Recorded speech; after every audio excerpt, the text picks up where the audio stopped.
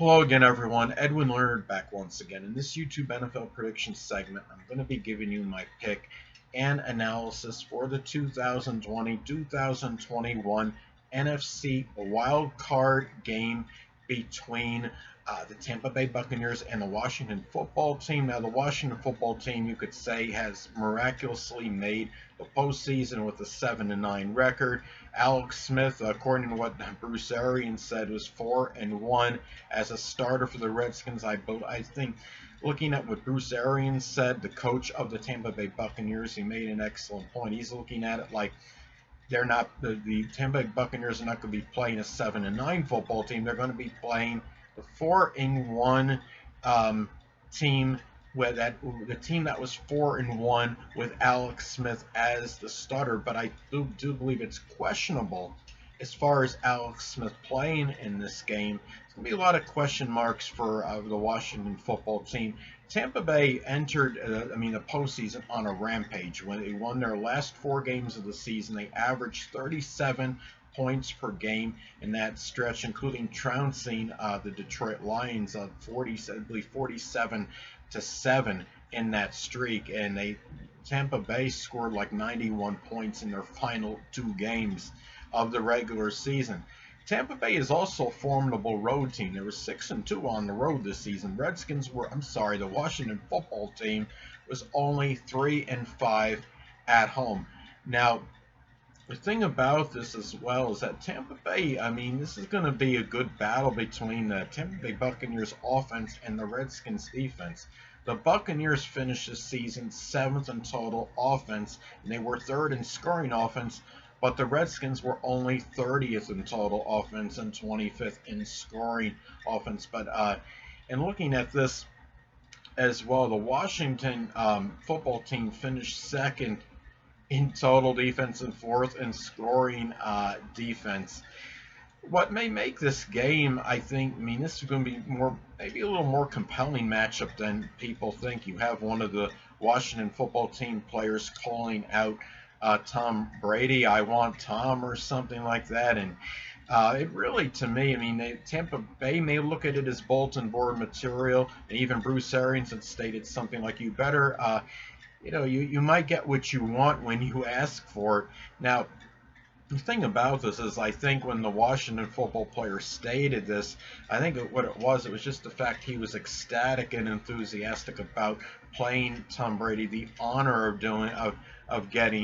playing him. I'm sure he would love to sack him at least one time, at least one time in this game.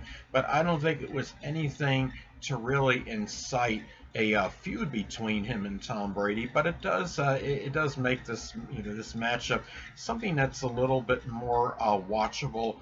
I would say give you more incentive to watch.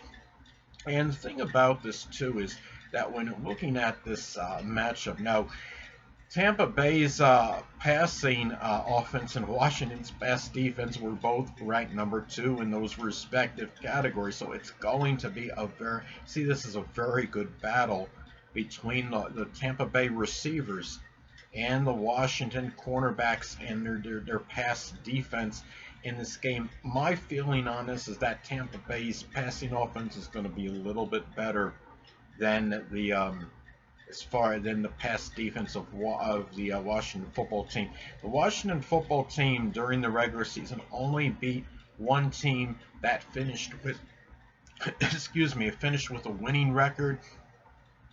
I think this is a kind of an offense that Washington has not seen this season. I do believe that Tampa Bay is going to at least be able to put up a good enough amount of passing yards to pierce this Washington football team's pass defense. It's going to be enough to help enable them to emerge victorious in this game, I believe. Now, another thing too is Tampa Bay boasts the number 1 rushing defense in the NFL. It's something that's a little bit unheralded for Tampa Bay, because you hear all the talk about Tom Brady and the receivers and with Mike Evans and Chris Godwin, but the run defense is actually very good, and it's not one of those deceptive run defense rankings from him.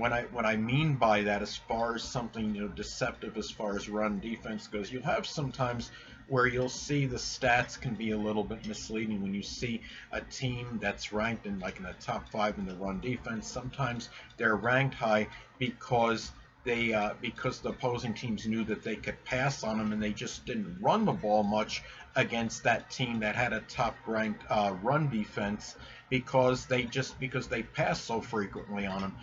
But I don't see this as the case because the average you could say as far as rushing attempt goes against the average yards per rushing attempt against the Tampa Bay Buccaneers was 3.6. So in other words, opposing running backs averaged 3.6 yards per carry against the Tampa Bay run defense.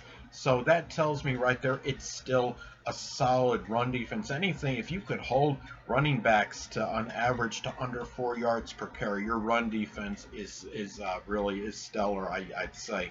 And Washington is just it was ranked 26th in the NFL in rushing offense. So what's going to happen is in this game, I expect the Tampa Bay Buccaneers to make the Washington football team one-dimensional and try to pass because they're going to likely have a very difficult time in running that football. So there's also there's been reports that Mike Evans has been spotted at practice and may be ready to go on Saturday. My feeling is he likely will play on a Saturday. I do believe it's imperative he plays, even though Tampa Bay might be a pretty big favorite against this Washington football team. The fact is, a lot of their success, Tampa Bay Buccaneers, is predicated on their passing game, and if Mike Evans is not available in this game, it could make that I think Tampa Bay could still win, but it's going to make it a little more precarious, the situation for the Buccaneers, because Washington's defense is still and their pass defense is still very good. And the thing about it is, going back to the fact is Washington's scoring has just not looked very good in recent weeks. The Washington football team has not topped 23 points in the last 5 weeks of the regular season. Again, they only beat one team that finished the regular season with a winning record. That was the Steelers, who they beat by 6 points. And the Redskins actually would have finished the regular season on a 3-game losing streak if it wasn't for the exception of a very close game at the last game of the regular season against an Eagles team that had nothing to play for. Otherwise, they would have lost 3 consecutive games, and you would have had the New York Giants playing in the spot as opposed to the Washington football team. And the thing is, in summation, it just seems to me like the Tampa Bay Buccaneers have to have too many things go right for them in order for them to prevail in this game, emerge victorious. There's going to be too many things. They're going to have to hope that their running game really starts to rev up and play a lot better against that number 1 Tampa Bay run defense. You have to hope that the Tampa Bay run defense has a deplorable game, and that Mike Evans doesn't play. They would have to hope that Mike Evans and Chris Godwin both were not going to play.